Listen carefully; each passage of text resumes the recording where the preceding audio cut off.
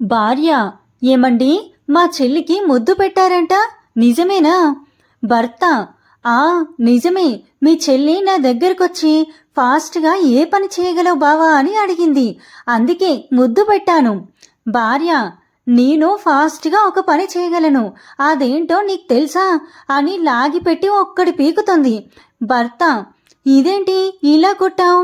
భార్య: మీకెప్పుడైనా ఫాస్ట్గా అలాంటి పని చేయాలి అని అనిపిస్తే నాకు అంతే ఫాస్ట్గా ఇలా కొట్టాలి అని అనిపిస్తుంది.